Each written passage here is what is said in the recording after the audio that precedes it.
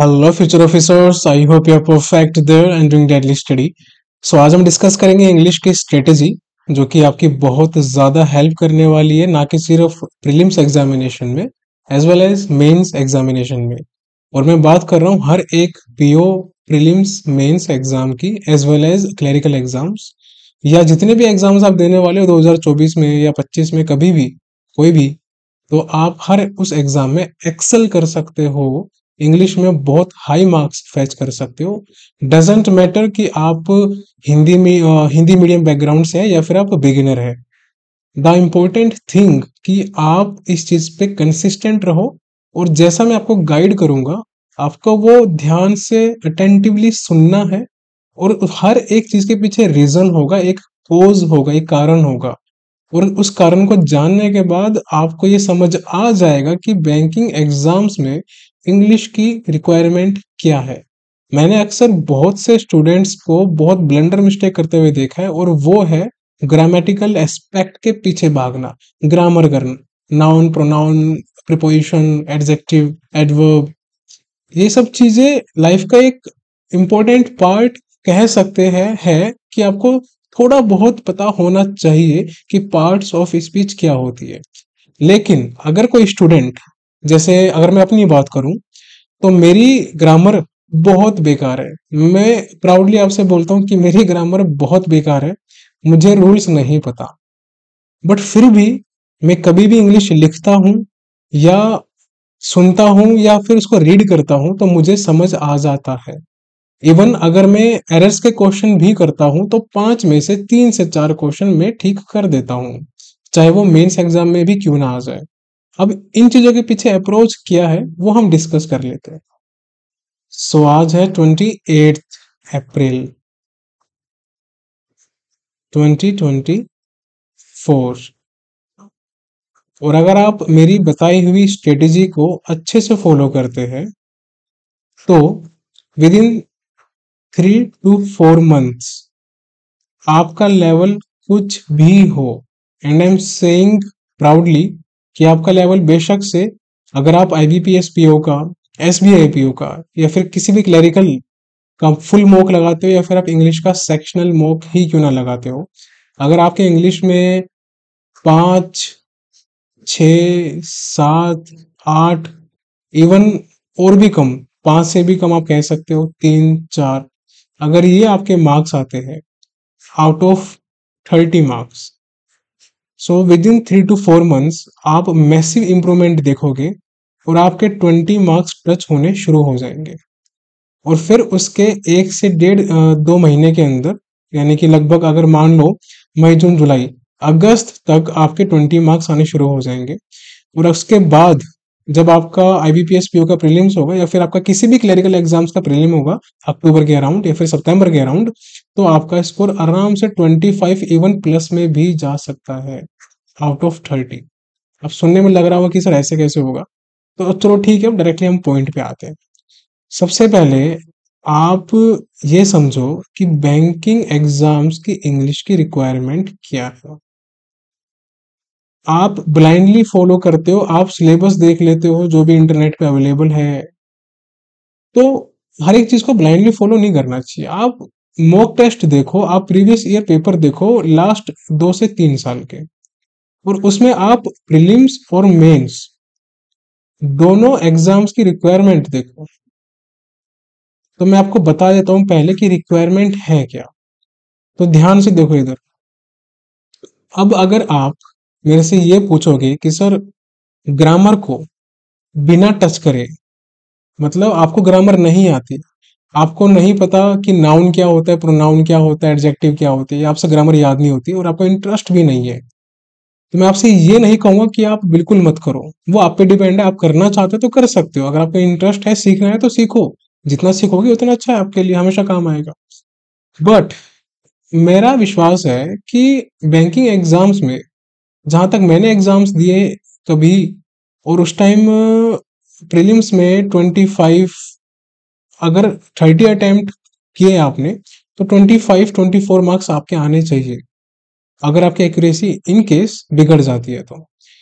अगर आप 30 question attempt कर रहे हो और आपके मार्क्स आ रहे हैं 12, 11, 10, तो फिर बहुत गड़बड़ की बात है। ठीक है, अब देखो बैंकिंग एग्जाम्स में 30 क्वेश्चन आते हैं, 30 में से क्लोज टेस्ट आता है। अब ध्यान से सुनना, आपको पता होगा कि ये सब क्या आता है, बट मैं बता रहा हूँ एक रीजन है इसके पीछे। क्लोज टेस्ट आता है, रीडिंग कॉम्प्रिहेंशन आता है, इसको हम अभी साइड में हटा देते हैं, स्पोर्टिंग एरर्स।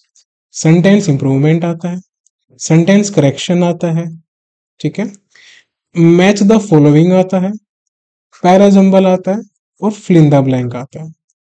अब जो जो मैंने अंडरलाइन किए हैं एक्सेप्ट स्पोर्टिंग एरर्स, आप मुझे एक बात बताओ, इन सभी सेक्शन में ग्रामर का यूसेज कहां पर है? कभी आपने ये चीज ऑब्जर्व की है कि जिस ग्रामर के पीछे आप भाग रहे हो पागलों की तरह, आप सोच ही नहीं रहे कि उसकी रिक्वायरमेंट है ही नहीं। ये तो रिक्वायरमेंट किस चीज की है? देखो, अगर बैंकिंग एग्जाम्स का ये फिगर है, ये जो आप फिगर देख रहे हो, ये फिगर 30 मार्क्स का है, ठीक है, और ये जो ग्रामर का एस्पेक्ट है ना, ये 5 नंबर का है बाबू, और ये 25 नंबर का एस्पेक्ट ये कहाँ गया? इसके लिए आप क्या कर रहे हो? तो पहले इस पे ध्यान दो। इसकी रिक्वायरमेंट क्या है? रीडिंग करना, रीडिंग के टच में रहना। रीडिंग आप कहीं से भी कर सकते हो। काफी बच्चे, मैंने एक बहुत ही ब्लंडर चीज देखी है, स्टूडेंट में पता नहीं किसने हाइप बना रखी है कि अगर आप द हिंदू नहीं करोगे, वैसे पेपर बहुत अच्छा है और पढ़ना भी चाहिए, and I will recommend it, लेकिन अगर आपको इंग्लिश का ई नहीं आता, एन नहीं आता, तो आप कहाँ से द हिंदू पढ़ रहे हो? द हिंदू की जो इंग्लिश की फॉर्मेशन है, जो ये सेंटेंस फॉर्मेशन करता है, वो हाई लेवल की होती है, तो आपके पल्ले नहीं पड़ेगी, दिमाग से ऊपर जाएगी आपके। एग्जाम में आपको आरसी तो समझ में आता नहीं है, और आप द हिंदू पढ़ने बैठे हो, सेंस ही नहीं है इस बात का। तो क्या करना चाहिए? तो जब मैं बात करता हूँ रीडिंग की, तो रीडिंग में मैं आपको 3 न्यूज़पेपर रिकमेंड करूंगा, और वो हर किसी के लिए है, चाहे आप बिगिनर हो, चाहे आप हिंदी मीडियम के हो, चाहे आप एडवांस लेवल के हो, डजंट मैटर, हर किसी के लिए है वो। कोई भी उसको रीड कर सकता है। जो शुरुआत से ही द हिंदू रीड कर रहे हो और जिनकी कमांड अच्छी है, उनको जरूरत है ही नहीं ये वीडियो देखने की। पहली बात, ये वीडियो वो बच्चे देखेंगे जिनकी इंग्लिश वीक है, जिनके मार्क्स नहीं आ रहे, एक्यूरेसी सही नहीं आती। तो आपको सबसे पहले हिंदुस्तान टाइम्स,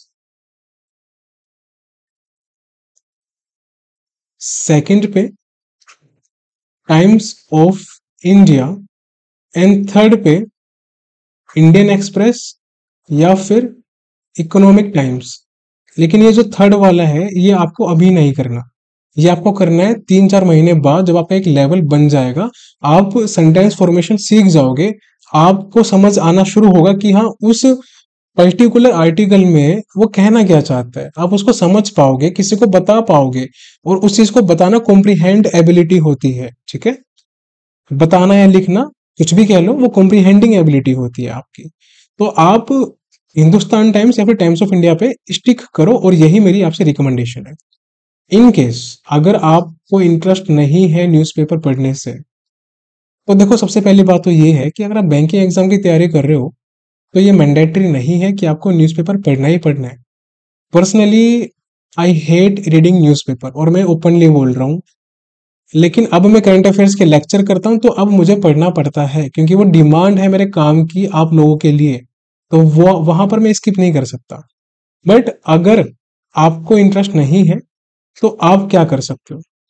कोई भी एक अच्छी बुक, चाहे वो बुक हो या फिर नोवेल हो, फिक्शन, नॉन फिक्शन, कुछ भी पढ़ो, बट डेली 30 मिनट्स या फिर 1 आवर तक रीडिंग करो।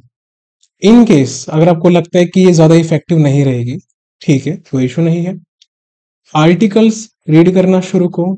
आर्टिकल्स ग्रामर वाला आर्टिकल्स नहीं है, आर्टिकल मतलब एक टॉपिक किसी भी ऑनलाइन, या तो आपको मिल जाएगा ब्लॉग वगैरह, जो ब्लॉग्स वगैरह होते हैं ना वहाँ, तो वहां आपको मिल जाएगा ऑनलाइन आर्टिकल, या फिर जो न्यूज़पेपर की क्लिप होती है एडिटोरियल्स की, ओपिनियंस की, वो आप रीड करो, ऑनलाइन या फिर ऑफलाइन, जैसे भी आप कर सकते हो।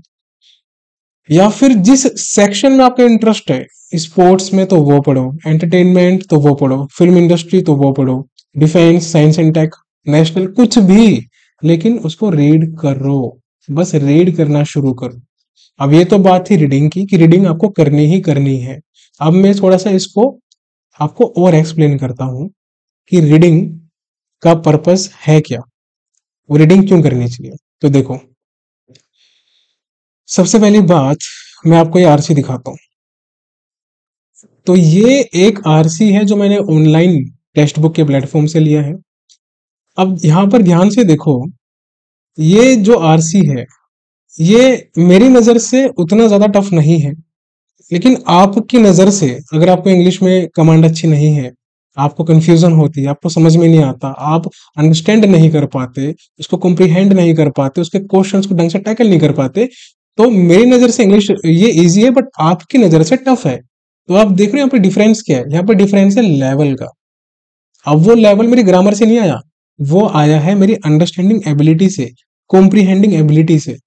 अब यहाँ पर आप सभी लोग मेरे साथ 3 से 4 लाइन रीड करो और समझो कि इसमें लिखा क्या है, और मैं ये क्यों रीड करवा रहा हूँ उसका एक रीजन है। ठीक है, यहाँ पर देखो, हमको यहाँ तक रीड करना है। ये एज ऑफ 5 यहाँ तक हमको रीड करना है। ठीक है, चलो हम रीड करते हैं। So mosquitoes can transmit pathogens that cause many human diseases such as malaria, yellow fever, dengue fever, chikungunya, and Zika fever. Many of these diseases can be physically devastating and even fatal. For example, according to the World Health Organization, there are over 200 million new cases of malaria per year worldwide, resulting in over 4 lakh deaths, most of them children under the age of 5. अब मैंने यहाँ पर ये 5 line read की। अब मैं आपको बता सकता हूँ कि इसमें क्या लिखा था। इसमें ये लिखा है कि जो मॉस्किटोज है वो बहुत वैरायटी की डिजीज फैलाते हैं, चिकनगुनिया, मलेरिया, जिका वायरस और ये सब, जिनके चलते बहुत ज्यादा डेथ होती है। और ये किसने बोला कि डेथ होती है? WHO ने बोला है। और जो फिगर है डेथ होने का, वो इंपॉर्टेंट नहीं है यहाँ पर। वो इंपॉर्टेंट क्यों नहीं है? क्योंकि जब आपसे क्वेश्चन पूछेगा तो आप जाके आरसी में दोबारा देखोगे, चाहे वो 2 लाख हो, चाहे वो 3 लाख हो, चाहे वो 4 लाख हो, वो मैटर नहीं करता। मैटर ये करता है कि इसका जो कंटेक्स्ट है आरसी का, आपने वो समझ लिया रीड करते ही कि अच्छा इसमें ये बोल रहा है। यानी कि मॉस्किटोज फैटल है, एक तरह से डेंजरस चीज है, जो कि बहुत ज्यादा डेथ भी लेती है, डिजीज भी देती है। आपका हॉस्पिटल का खर्चा, घर का खर्चा, आपकी हेल्थ का देखभाल करने का पूरा बहुत ज्यादा, मतलब एक तरह से ट्रबल है ह्यूमंस के लिए स्पेशली। समझ में आ गई? अब ये मुझे समझ में आ गई, बट शायद आपको समझ में ना आए इतनी जल्दी। ठीक है, अब उसके पीछे रीजन क्या है, मैंने ये पहले रीड नहीं किया, मैं आपको बताया था ऑनेस्टली, मैंने आपके सामने ही रीड किया है और ये ऑनेस्टली बता रहा हूं मैं आपको। अब जितनी स्पीड से मैंने इसको रीड किया है और जितना जल्दी मैं इसको ग्रेस्प कर लिया अपने माइंड के अंदर, उसके पीछे रीजन क्या था, तो रीजन को समझो पहले तो। अब यही आपका आरसी आता है, यही आपका क्लोज टेस्ट है, यही आपका फिल इन द ब्लैंक्स है, यही आपका पैराजम्बल है, कुछ भी हो इंग्लिश में, सब आपका ग्रामर में अंडरस्टैंडिंग बेस्ड है। अब यहां पर देखो इस स्लाइड में, सबसे पहले आपको क्या करना है, डेली का आर्टिकल रीड करना शुरू करो, और नॉर्मल से नॉर्मल आर्टिकल रीड करना शुरू करो, एकदम नॉर्मल, जिसमें ज्यादा हाई फाई वोकेबलरी ना हो, कि आप सिर्फ डिक्शनरी पलटते रहो कि क्या लिखा है क्या नहीं लिखा। वो सब बेवकूफी है। आपको मतलब खुद सोचो, ये कोई वैसा एग्जाम नहीं है जिसमें वोकेबलरी की रिक्वायरमेंट है, ये बैंकिंग का एग्जाम है जिसमें अंडरस्टैंडिंग एबिलिटी की रिक्वायरमेंट है, प्लस उसको लिखने की, उसको समझने की रिक्वायरमेंट है। तो यहाँ पर आपको जब रीडिंग करनी है, तो सेकंड चीज है जो मैंने किया, कि जब मैंने आरसी को रीड किया आपके सामने, तो मैं उसको समझ गया था, अंडरस्टैंडिंग एबिलिटी। यहाँ पर बच्चे लैक करते हैं। रीडिंग करना कोई मेजर काम नहीं है, जो कोई कोई टफ काम नहीं है, बट टफ काम क्या है, उसको समझना कि वो लिखा क्या है। अगर आपने समझना शुरू कर दिया, तो मुझे एक बात बताओ बाबू, कि एग्जाम में कौन सा ऐसा सेक्शन है, चाहे रीडिंग कॉम्प्रिहेंशन हो, क्लोज टेस्ट हो, फिल इन द ब्लैंक्स हो, पैराजम्बल हो, फॉलोइंग, कुछ भी क्यों ना हो, XYZ, आपसे नहीं छूटेगा, आप उसको फोड़ के आओगे एग्जाम को, क्योंकि आप उसको समझ चुके हो।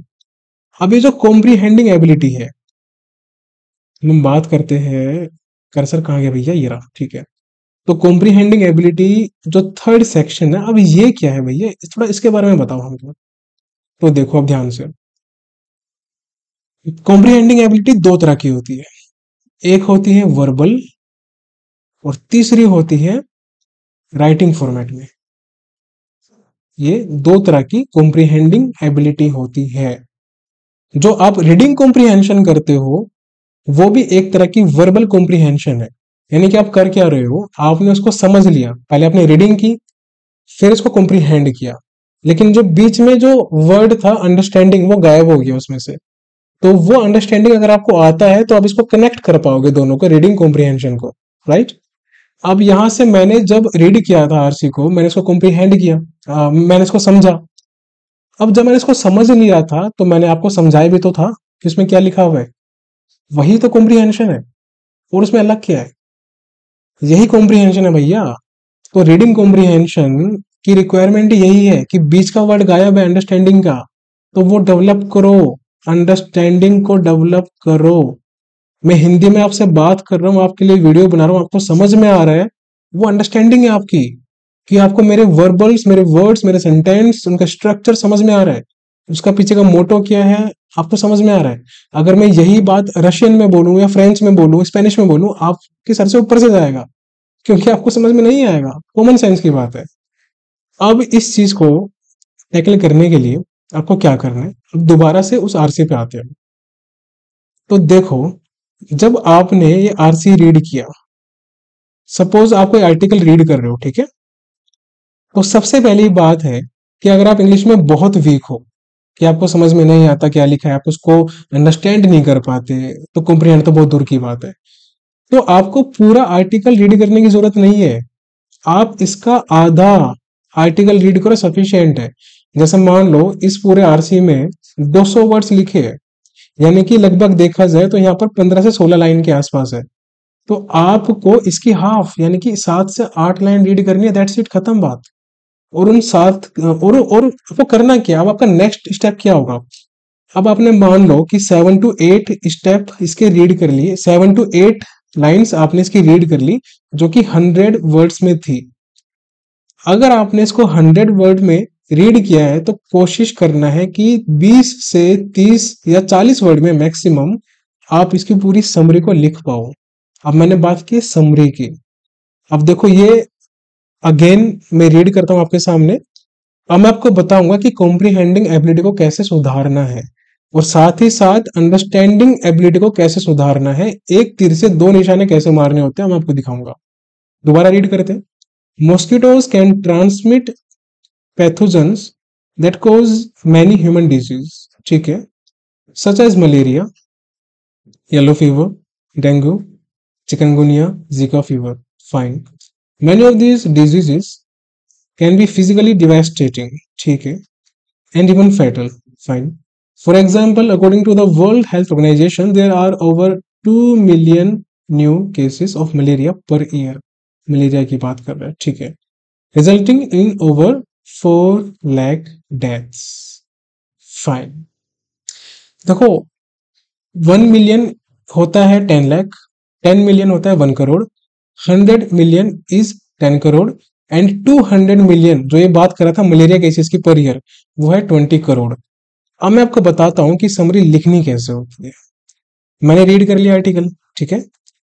अब अक्सर बच्चे क्या करते हैं कि जब उनको मैं बोलता हूं कि आपको समरी लिखनी है किसी आर्टिकल की जो आप रीड कर रहे हो, सपोज वो आर्टिकल 50 वर्ड का है, ठीक है, आपको उसको 20 वर्ड्स में लिखना है, तो बच्चे क्या करते हैं उस आर्टिकल को देख देख के उसको लिखते हैं।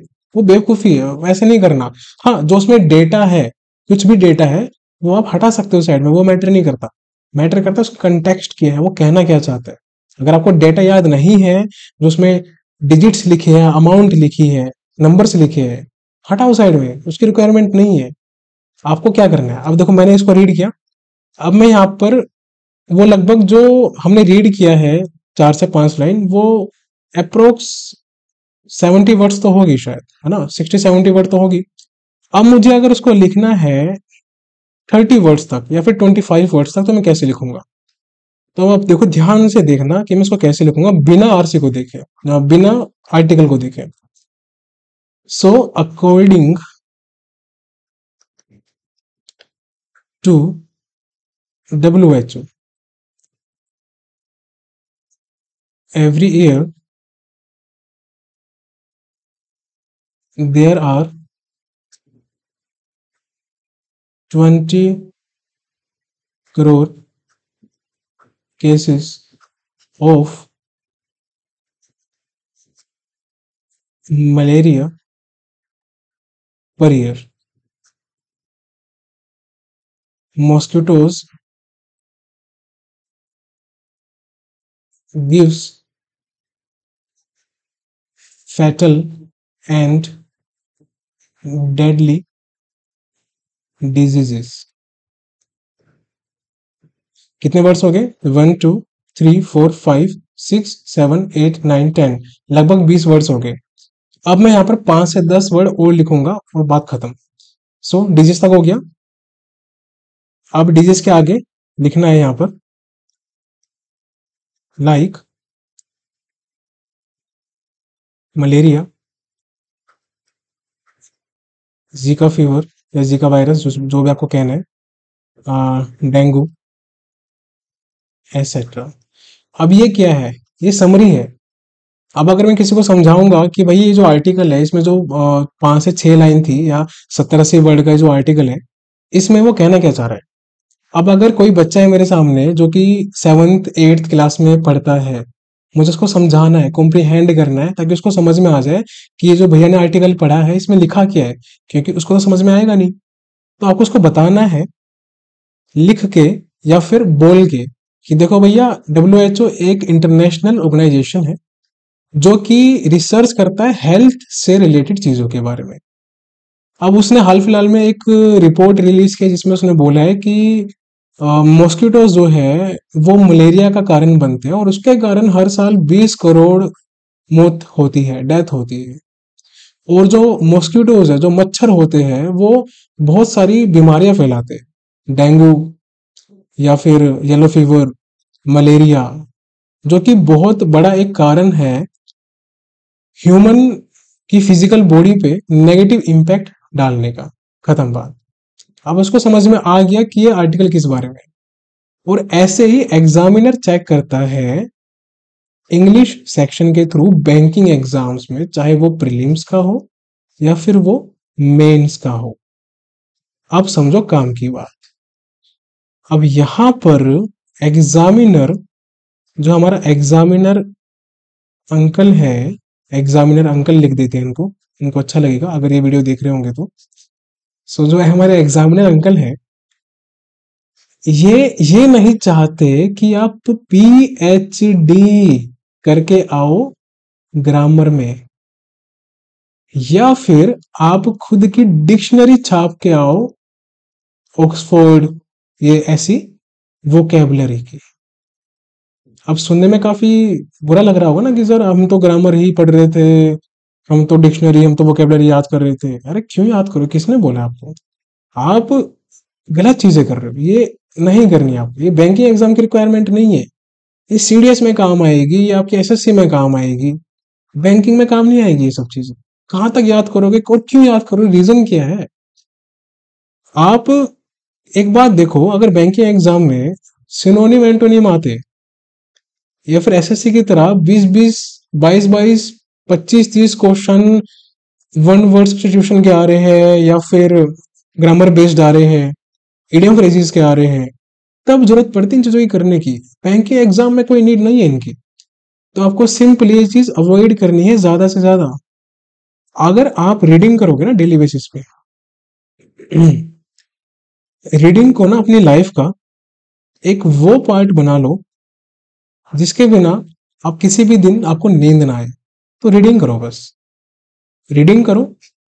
रीडिंग करने के बाद जैसे मैंने उसको अंडरस्टैंड किया आर्टिकल को, वैसे समझो। अगर मान लो अब यहाँ पर एक केस आता है, अब जैसे मान लो कि भैया ऐसे वर्ड है, एक मिनट रुको, मार्कर चेंज कर लेता हूं। ओके, जैसे ये ट्रांसमिटेड एक वर्ड है, अगर मुझे इसका मीनिंग नहीं आता तो मैं क्या करूंगा? मैं सिंपली इसको गूगल कर लूंगा कि इसका मीनिंग क्या है। मैंने इसका मीनिंग देख लिया कि ट्रांसमिट का मीनिंग क्या होता है, यानी कि फैलना, ठीक है, स्प्रेड होना। अब इसका मीनिंग देख लिया मैंने। अब इसका मीनिंग मैं देख के कहीं रफ में लिख लूंगा तुरंत, कैसा? ट्रांसमिट इक्वल्स टू स्प्रेड, फैलना, खत्म। फिर और इसके एक दो सिनोनिम्स जो होंगे वो देख लूंगा। अब जो बाकी के वर्ड्स होंगे जो मुझे नहीं आएंगे, उन वर्ड्स को मैं अंडरलाइन करूंगा। जैसे मैं आपको एग्जांपल बताता हूँ, मॉडिफाइड, मान लो ये मॉडिफाइड वर्ड है तो इसका भी मुझे मीनिंग नहीं आता। फिर तीसरा मान लेते हैं कि यहाँ पर ऑफ स्प्रिंग, मुझे इसका मीनिंग नहीं आता। देन एक है लिथैलिटी, मुझे इसका मीनिंग नहीं आता। देन ट्रांसक्रिप्शनल, मुझे इसका मीनिंग नहीं आता। तो अभी जो जितने वर्ड्स हैं मुझे इनके मीनिंग नहीं आते, तो मैं क्या करूंगा, एक एक मासूम बच्चा क्या करेगा आपकी तरह, वो इन सब के मीनिंग लिखना शुरू कर देगा। और लिखते लिखते एक पेज, दो पेज, 10, 100, 200, इतने तो उसकी जिंदगी में उसने दिन नहीं बिताए अपनी जिंदगी के, जितने वो वर्ड लिख चुका है कॉपी में। और उसको याद नहीं रहेगा कुछ भी, उसको हार्डली 50-60 याद रहेंगे उन पूरे में से। लिख तो उसने लिए 2-3 हजार वर्ड्स, याद है उसको 50-60। और ये है एक कड़वी सच्चाई कि आप गलत अप्रोच से चल रहे हो। आपको क्या करना है, अब सुनो सही अप्रोच क्या है, राइट अप्रोच क्या है, अब मैं बताता हूँ। अब मान लो यहाँ पर 5 वर्ड्स है, चलो 20 मान लेते हैं, यहाँ पर 20 वर्ड है, ठीक है। एज्यूम करो यहाँ पर 20 वर्ड है जो मुझे नहीं आते, तो उन 20 वर्ड्स का मैं मीनिंग देख लूंगा। तो जब मैं आर्टिकल रीड करता हुआ जाऊंगा तो मैं देखूंगा कि उन 20 वर्ड्स का इजी मीनिंग क्या है, मतलब इजी सिनोनिम क्या है। अब जैसे मान लो कि लिथैलिटी है, तो लिथल क्या होता है, जो मतलब जान ले सके, जैसे कहते हैं ना डेडली वेपन, लिथल वेपन। तो कुछ ऐसा जो घातक हो, तो मैं इसकी जगह क्या लिख सकता हूँ, स्केरी, या फिर फ्राइटनिंग, या फिर डेडली।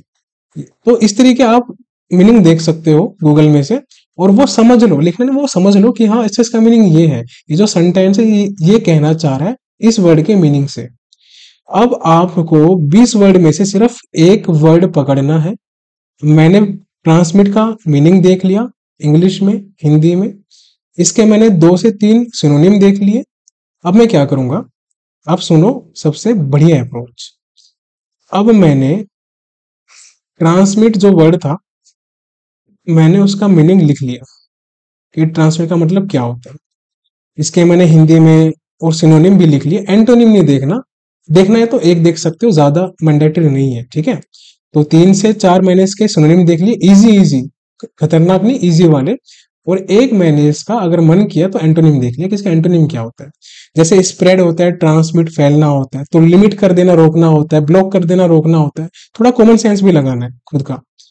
अब मैं इस ट्रांसमिट वर्ड के डेली मतलब लिखने के बाद जब मैं उस आर्टिकल को फिनिश कर दूंगा और जब मैं अपना काम खत्म कर लूंगा उसकी समरी लिखने का, तब मैं उस वर्ड को पकड़ूंगा जो मैंने एक वर्ड पकड़ा था उस आर्टिकल में से, और मैं इसके 3 से 4 या 5 सेंटेंस बनाऊंगा अपनी लैंग्वेज में, इजी से इजी वर्ड्स पे, इजी से इजी सेंटेंस पे, बिना किसी ग्रामेटिकल चीज को ध्यान में रखते हुए।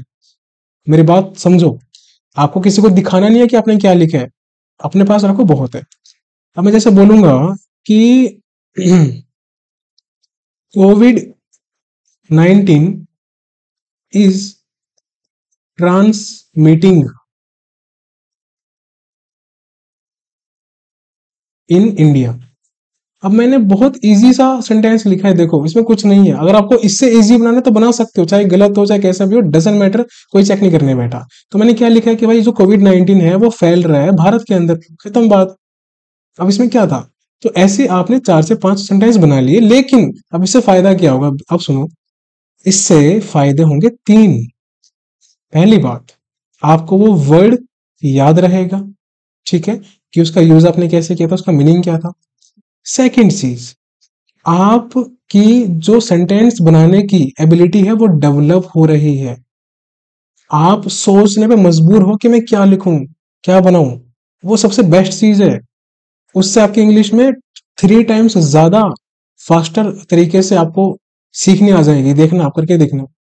तो पहला हो गया कि आपको उसका मीनिंग याद हो गया। सेकंड चीज कि आपको सेंटेंस फॉर्मेशन आना शुरू हो गया, आप अपने माइंड पे जोर डाल रहे हो। और तीसरी चीज कि कभी भी फ्यूचर में आप उस वर्ड्स को देखोगे तो आपको समझ में आ जाएगा एकदम मिनी सेकंड्स में कि इसका मीनिंग क्या है और ये क्या कहना चाह रहा है इस सेंटेंस में, इस पर्टिकुलर आर्टिकल में। तो ये इसके 3 फायदे हैं। तो ये तो बात थी आरसी की, कि कैसे इसको रीड करना होता है, कैसे इसको समझना होता है। और कैसे उसको कॉम्प्रिहेंड करना होता है। अब सुनो दूसरी बात काम की।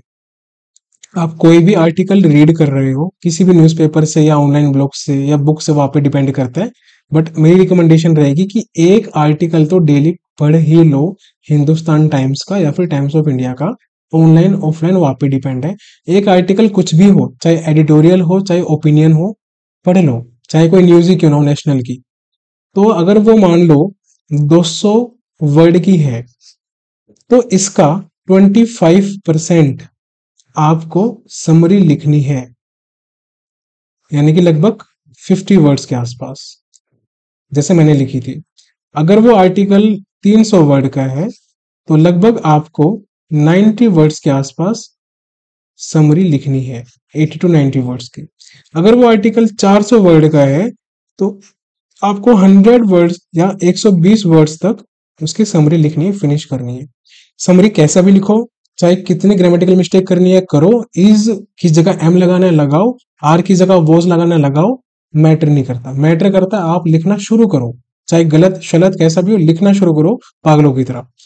फिर आपको समझ आने लगेगा कि हाँ, आप कितना डेवलप कर रहे हो ग्रेजुअली, वीक बाय वीक। सबसे इंपॉर्टेंट टिप, जो आप नोटबुक बनाओगे, एक सेपरेट नोटबुक बनाना, और उसमें आर्टिकल्स वगैरह या आपने जो डेली बेसिस पे एक वर्ड पकड़ा है उसकी प्रैक्टिस उसी में करना, ठीक है। एक पेज है, मान लो ये पेज है, तो इसके आधे पेज में तो आप लिखना समरी, जो भी आपने रीड किया है आज के दिन, ऊपर डेट डाल लेना, जैसे आज 28 है अप्रैल, तो आपने लिख लिया। हाफ पेज में उसकी समरी लिख लो, और आधे पेज में जो आपने वर्ड पकड़ा है उसके 1 2 3 4 5 सेंटेंस बना लो, खत्म। आपका आशा काम इंग्लिश का फिनिश हो चुका है। अब इसमें आपको चाहे 1.5 घंटा लगे, 1 घंटा लगे, वो आप पे डिपेंड करता है, लेकिन 1.5 घंटा मोर देन इनफ है, इससे ज्यादा टाइम नहीं देना। अगर कोई आर्टिकल आपको टफ लग रहा है, स्विच कर दो। किसी ने ये तो नहीं बोला कि भैया हार्ड एंड फास्ट रूल है आपको यही पढ़ना है, थोड़ा खुद का भी दिमाग लगाओ, इजी पकड़ लो आर्टिकल जो आपको समझ में आ रहा है। ग्रेजुअली धीरे धीरे अपनी अंडरस्टैंडिंग डेवलप करो, एकदम से आप उसेन बोल्ट नहीं बन सकते, उसने भी सालों की प्रैक्टिस की थी। तो ये तो इंग्लिश लैंग्वेज है, ये कोई ओलंपिक नहीं है। तो यहाँ पर आपको मेडल नहीं लाना, यहाँ पर आपको अपनी स्किल को डेवलप करना है, और स्किल टाइम लेती है। जैसे जब आप बचपन में पहले रेंगते हो, क्रोलिंग करते हो, जब आप बच्चे होते हो, फिर आप धीरे धीरे चलना सीखते हो, गिरते हो बार बार, फिर आप किसी के सहारे चलना सीखते हो, फिर आप धीरे धीरे और चलना सीखते हो, फिर आप भागना सीखते हो, फिर आप स्प्रिंट मारना सीखते हो। तो यही है एक लैंग्वेज और एक किसी भी स्किल को डेवलप करने की कला, कि टाइम दो, पेशेंस रखो, ग्रेजुअली चलो, स्लोली और ग्रेजुअली, और उसमें विश्वास रखो कि जो भी आप कर रहे हो वो रिजल्ट देगा, और जो मैं आपको बता रहा हूँ अप्रोच ना, वो 100% आपको रिजल्ट देगी, ये गारंटी है मेरी। 3 महीने करके देख लो, रिजल्ट ना मिले ना, जितनी आपको गालियां देनी है, जितनी आपको नेगेटिविटी फैलानी है ना, फैला देना इस वीडियो के कमेंट के नीचे। लेकिन अगर आपको 3 महीने में इंप्रूवमेंट दिख गई, तो जितनी तारीफ कर सकते हो कर देना कि सर हाँ फायदा हुआ है हमको, और ये होगा, 100% होगा, क्योंकि ये मैं खुद करता था, इसलिए आपको बता रहा हूँ मैं। तो ये आपको अप्लाई करना है, ठीक है। डेली का एक पेज, आधे में समरी, आधे में एक वर्ड के 4 से 5 सेंटेंस, और उस वर्ड को आप एक अलग से लाइक जैसे एक रजिस्टर के लास्ट के 15-20 पेज छोड़ दो, और जो भी आप एक डेली का वर्ड प्रैक्टिस कर रहे हो, उसको याद कर रहे हो, उस वर्ड को उस पे जाके पेज में लिख दो। तो उस 15-20 पेज में लगभग आपकी 5-6 महीने की प्रिपरेशन में वो 15-20 पेज भर जाएंगे, और उसमें जो आपको वर्ड याद रहेंगे ना, वो आप कहीं भी जाके ठोक सकते हो, चाहे वो आरसी में आ जाए, चाहे वो किसी भी इंग्लिश में लाइक प्री में आ जाए, मेंस में आ जाए, या फिर अगर बात आ जाए ऐसे राइटिंग की, लेटर राइटिंग की, तो आपसे ब्रिलियंट यूसेज उन वर्ड्स का कोई नहीं कर सकता, ये प्रॉमिस है मेरा, क्योंकि आप लगे हो प्रैक्टिस करने में। अब सुनो, सबसे इंपॉर्टेंट बात, कर्सर कहाँ चले जाता है यार, ओके। अब देखो यहाँ पर दो चीज और देख लो। अब ये प्रीलिम्स एग्जाम में भी आ सकता है, मेंस में भी आ सकता है। मेंस में थोड़ा सा जो लेवल है वो उसका हाई हो जाता है। लेवल कैसे, इसका सेंटेंस फॉर्मेशन थोड़ा सा डिफिकल्ट कर देगा, थोड़े से इसमें और 15-20% वर्ड्स टफ डाल देगा, प्लस इसकी लेंथ थोड़ी सी ज्यादा कर देगा। अभी 3 लाइन का है, उसको 6-7 लाइन का कर देगा, खत्म। ये होता है मेंस, और कुछ नहीं है। मेंस फालतू का हाइप है, मेंस मेंस मेंस। जितनी प्रैक्टिस मैं देखता हूँ, खैर नाम तो नहीं लूंगा मैं, बट कई ऐसे लोग हैं जो फालतू में पता नहीं क्या क्या करवाते रहते हैं बिना बात के। और मुझे नहीं लगता कि उसका कोई ऐसा बेनिफिट है जब तक कि स्टूडेंट खुद से नहीं सीखेगा। एक चीज और बता दूं, मैं काफी कड़वा सच है, आपको शायद बुरा भी लगे, बट ये रियलिटी है। आप लोग क्या करते हो? आप सुनो, आप लोग YouTube पे या फिर किसी भी टीचर की वीडियोस देखते हो, ठीक है? सपोज करो कि आपने किसी भी टीचर की YouTube पे इंग्लिश की एडिटोरियल क्लास देखना शुरू किया। आपकी पहली अप्रोच यहाँ पर ये होनी चाहिए कि आप इनका तरीका देखो, उसको रीड करने का, उसको समझने का और कॉम्प्रिहेंड करने का, और क्या उनको समझ में आ रहा है। आप ये तरीका देख सकते हो। दूसरा तरीका, अगर आपको उस वीडियो का फायदा अच्छे से उठाना है अपने इंग्लिश को इंप्रूव करने के लिए, तो सबसे बेस्ट तरीका बता रहा हूं जो किसने आज तक बताया नहीं होगा आपको। आप सुनो मेरी बात। एडिटोरियल जो भी आपको रीड करवाने वाले हैं टीचर, उस एडिटोरियल की वीडियो को पॉज कर दो या उसका स्क्रीनशॉट ले लो, ठीक है? अब सपोज आपने उसका स्क्रीनशॉट ले लिया, आपको क्या करना है? आपको उसको रीड करना है खुद से। रीड करके उसको खुद से समझना है कि वो क्या कहना चाह रहा है। फिर उसकी समरी लिखनी है आपको 25% वर्ड्स में। यह है खतरनाक अप्रोच। फिर ये सब तीनों काम करने के बाद आपको जाना है उस वीडियो पे जो आपने रीड किया आर्टिकल। फिर उस वीडियो को जाके देखो कि सर ने कैसे समझाया है और सर ने क्या समझाया है।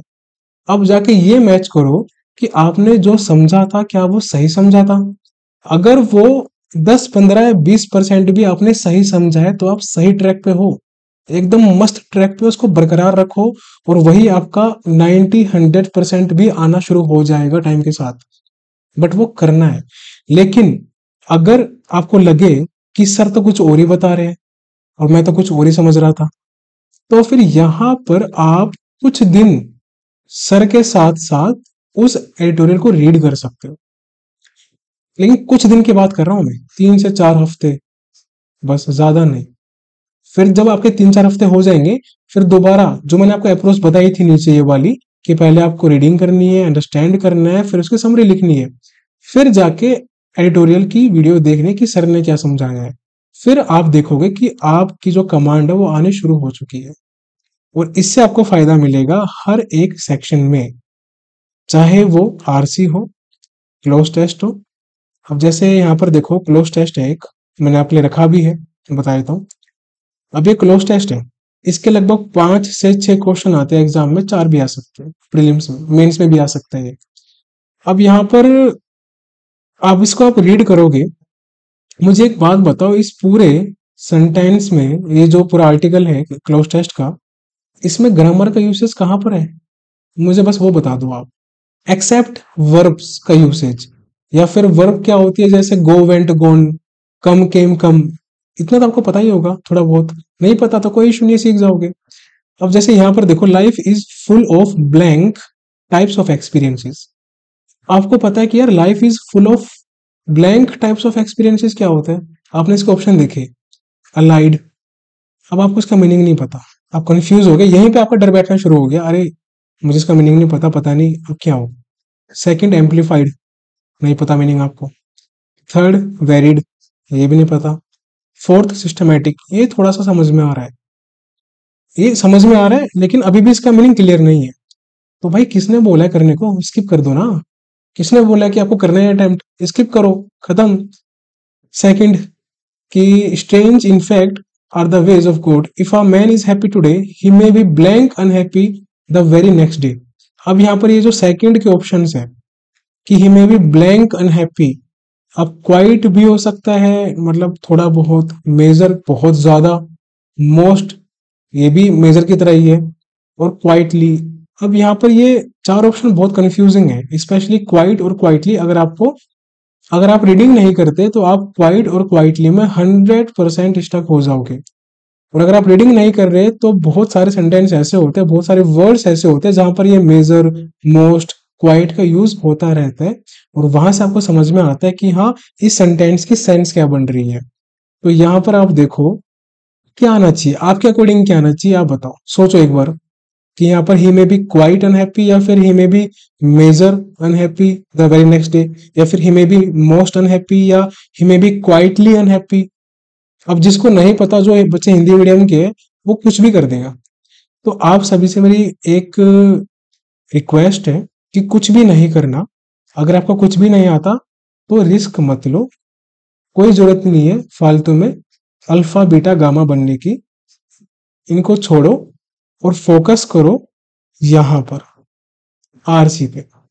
रीडिंग करना शुरू करो, अंडरस्टैंड करना शुरू करो, और कॉम्प्रीहेंड, या तो वर्बली किसी को समझाओ या फिर राइटिंग में समरी लिखना शुरू करो। फिर आपकी डेवलप होगी स्किल्स कौन कौन सी, हर एक सेक्शन की, चाहे वो आपका क्लोज टेस्ट हो गया ये वाला, या फिर आपके बोल्ड वर्ड्स हो गए ये वाले जिसमें आपको इंटरचेंज करना पड़ता है अगर ये वर्ड सही नहीं है तो इन ऑप्शन में से किसी एक से, देन या फिर ये आपका सेंटेंस अरेंजमेंट जो क्वेश्चंस आते हैं, या फिर पैराजम्बल्स भी आते हैं 5-6 सेंटेंस के, जिसमें पूछता है कि फर्स्ट कौन सा है, सेकंड कौन सा है, तो वो भी। तो इन सब की टेक्निक सिर्फ और सिर्फ एक ही है, सिर्फ और सिर्फ एक है, जो इनका बेसिक फंडामेंटल है, वो है आर्टिकल रीड करना। तो अब आपको समझ में आ रहा होगा कि बैंकिंग एग्जाम की रिक्वायरमेंट क्या है, और इतनी देर से जो मैं आपको समझाना चाह रहा हूँ उसके पीछे एक पर्पज है। अगर आपने वीडियो पूरी नहीं देखी होगी तो आपके सर के ऊपर से जाएगा, कोई फायदा नहीं है। अगर आप सीरियस एस्पिरेंट हो और आप लिटरली अपनी इंग्लिश को इंप्रूव करना चाहते हो, रिजल्ट देखना चाहते हो, तो आपको इसका 100% रिजल्ट मिलेगा, ये गारंटी है, और प्रॉमिस भी है, वादा भी है मेरा आपसे। लेकिन करना पड़ेगा और डेली करना पड़ेगा। तो डेली आर्टिकल को रीड करो, कोई भी, Hindustan times, times of India, online blogs, कुछ भी, और उसकी समरी लिखो 25% वर्ड्स में। अब वर्ड गिनने मत बैठना कि 1 2 3 4 5 6, नहीं, एक लाइन के वर्ड देखो कि कितने हैं। सपोज ये आर्टिकल है, एक लाइन के वर्ड गिन लो, 1 2 3 4 5 6 7 8 9 10 11 12, लगभग 12 वर्ड्स है एक लाइन में। और लाइन कितनी है, 1 2 3 4 5 6 7 8 9 10 11 12 13 14 15, 15 लाइन मान लो। तो 15 लाइन मल्टीप्लाई 12 वर्ड्स एक लाइन में, यानी कि 180 वर्ड का, लगभग 200 का मान लेते हैं, ये पूरा हमारा एक आर्टिकल है, या आरसी कुछ भी कह सकते हो। और इसको हमको लिखना है 25% वर्ड में, जो कि 40 से 50 वर्ड के आसपास, दैट्स इट। ऐसे आपको लाइंस काउंट करनी है। तो ये हमारा पार्ट फर्स्ट था इस पूरी सीरीज का, कि कैसे इंग्लिश में कमांड लेके आनी है, क्या क्या रिक्वायरमेंट है इसकी। अब सेकंड जो पार्ट आएगा उसमें हम कुछ इंपॉर्टेंट डिटेल्स डिस्कस करेंगे, कि जब आप रीडिंग करना शुरू करते हो, प्लस उसके बाद जब आप उसकी अंडरस्टैंडिंग करोगे, फिर उसको आप कॉम्प्रीहेंड करना शुरू करोगे, तो इन तीनों के बाद अगला स्टेप क्या होना चाहिए आपका अपनी प्रिपरेशन जर्नी में, इसके साथ, यानी कि इन चीजों में आपका लगभग 1 या 1.5 घंटा जा सकता है डेली बेसिस पे, आपको देना ही देना है। ये बहुत ही इंपॉर्टेंट है, ठीक है, बहुत इंपॉर्टेंट है। इसके बाद एक नेक्स्ट स्टेप आता है जो आपको प्रैक्टिस करनी है, जिसका आपको ध्यान रखना है, जो आपकी इंग्लिश 3 टाइम्स फास्ट इंक्रीज कर देगा, सीखना। और जितने भी एग्जाम 2024 के आएंगे, सभी एग्जाम में आप किसी भी अच्छे स्टूडेंट से, जिसकी कमांड अच्छी है इंग्लिश पे, उससे आप कम तो नहीं रहोगे। अगर वो 30 में से 27 स्कोर करेगा, तो आप 30 में से 22-23 आराम से स्कोर करके आओगे। बस फर्क इतना रहेगा कि जो इसका लेवल है वो आप अचीव कर लोगे एक कंडीशन पे, कि आप अपने एफर्ट को कंटिन्यूअसली कंसिस्टेंट रखोगे। क्योंकि एग्जाम आपके शुरू हो जाएंगे लगभग सितंबर के आसपास, या फिर अक्टूबर मान लेते हैं, तो आपके पास 4 से 5 महीने हैं। 4 से 5 महीने अगर आपने कंटिन्यूअसली अप्रोच फॉलो कर ली, तो आपके किसी भी प्रीलिम्स एग्जाम में 20 प्लस तो आराम से आएंगे ही आएंगे, 25 प्लस भी जा सकते हैं। तो ग्रामेटिकल एस्पेक्ट के पीछे भागना बंद करो। और फिर भी अगर आपको अच्छा लगता है वीडियो देखना, या आपको लगता है कि ग्रामर हेल्प करेगी आपके प्रिपरेशन में, तो जरूर देखो। बहुत अच्छे टीचर्स हैं, निमिषा मैम है, विशाल सर है, एक तरुण ग्रोवर सर है, काफी अच्छे टीचर्स हैं, उनसे आप सीख सकते हो। एक सत्येंद्र सिंह करके है, वो भी काफी अच्छे टीचर है। तो बस लेकिन 30 मिनट से ज्यादा टाइम मत देना, इतनी मेरी आपसे रिक्वेस्ट है कि 30 मिनट से ज्यादा टाइम ग्रामर को बिल्कुल मत देना। डेली बेसिस पे इतना सफिशियंट है। इसमें इन 30 मिनट्स में चाहे आप एक रूल सीखो, दो रूल सीखो या तीन रूल सीखो, उतना सीख के रिवीजन कर लो, या फिर नेक्स्ट डे दोबारा 15-20 मिनट वीडियो देख के और जो बाकी बचा हुआ टाइम है वो प्रीवियस डे का रिवाइज कर लो, तभी कुछ फायदा होगा आपको, वरना फायदा नहीं होगा। तो हाँ, आपको ध्यान देना चाहिए ग्रामर पे, जरूरी भी है लाइफ के लिए और आपकी राइटिंग में भी काम आएगी। लेकिन डिस्क्रिप्टिव की भी हम बात करेंगे, तो पार्ट सेकंड जो हमारा होगा उसमें हम डिस्कस करेंगे अदर इंपॉर्टेंट चीजों की जो आपकी मेंस में बहुत काम आएगी। और जो हमारा पार्ट थर्ड होगा वो हम मेनली डिस्कस करेंगे डिस्क्रिप्टिव पार्ट में कैसे मैक्सिमम स्कोर करना है 70% से लेकर 80% तक। चाहे आईबीपीएस पीओ हो, चाहे एसबीआई पीओ हो, आप आराम से स्कोर कर सकते हो। अगर आपकी ग्रामेटिकल पार्ट बहुत ही गंदी है तब भी स्कोर कर सकते हो आप। उसकी एक टेक्निक है, एक ट्रिक है, जो कि मैं बताऊंगा तो काफी बच्चे जो मेंस देने जाते हैं वो ऑफेंड भी हो सकते हैं, बट कोई इशू नहीं है। मेरा फर्ज है, टीचर हूं, तो मैं आपको जो बताऊंगा आपके अच्छे के लिए बताऊंगा। बस आप फॉलो करो ब्लाइंडली और अपना प्यार दो अच्छे से मुझे, और सपोर्ट दो, वो बहुत इंपॉर्टेंट है। अपने फ्रेंड्स तक ये वीडियो पहुंचाओ जिनकी इंग्लिश वीक है। और मैं आपको प्रॉमिस करता हूँ कि जो भी कंटेंट मैं आपके लिए लेके आऊंगा ना वो सबसे सेपरेट होगा, यूनिक होगा पूरे यूट्यूब कम्युनिटी पे, बैंकिंग एग्जाम्स के लिए स्पेशल। तो उम्मीद करता हूँ आपको सारी चीजें समझ में आ गई होगी। हम पार्ट फर्स्ट अभी इतना ही रखते हैं, बाकी कुछ चीजें हम पार्ट सेकंड में डिस्कस करेंगे कुछ इंपॉर्टेंट चीजों के साथ मेंस के लिए। तो ये थी आपकी पूरी प्रीलिम्स की स्ट्रेटेजी, और प्रीलिम्स की प्रैक्टिस कैसे करनी है वो हम पार्ट सेकंड में डिस्कस करेंगे। सो फ्यूचर ऑफिसर्स, मिलते हैं जल्दी ही अपने नेक्स्ट पार्ट सेकंड में। कल मैं नेक्स्ट पार्ट यानी कि पार्ट सेकंड बनाऊंगा और अपलोड करूंगा, देन उसके नेक्स्ट डे पार्ट थर्ड में अपलोड करूंगा। सो अभी के लिए बाय बाय, टेक केयर, और अच्छे से स्टडी करो और जैसे मैंने बताया उसको लिख लो हर एक चीज को कि मैंने क्या क्या बताया, और इम्प्लीमेंट करना शुरू करो। फिर भी कोई डाउट होता है तो यूट्यूब कमेंट सेक्शन में या फिर टेलीग्राम ग्रुप में या फिर टेलीग्राम चैनल में आप मेरे से पूछ सकते हैं। वैसे तो आप टेलीग्राम ग्रुप में ही मेरे से पूछ सकते हैं। तो टेलीग्राम ग्रुप का जो नाम है वो है @right approach_, ये लगाना मत भूलना। तो @right approach_banking, ये ग्रुप ज्वाइन कर लेना। कोई भी डाउट होता है तो मेरे से पूछ लेना। तो चलिए फिर फ्यूचर ऑफिसर्स मिलते हैं, और उम्मीद करता हूँ इस साल के एग्जाम आप सारे फोड़ के आओगे।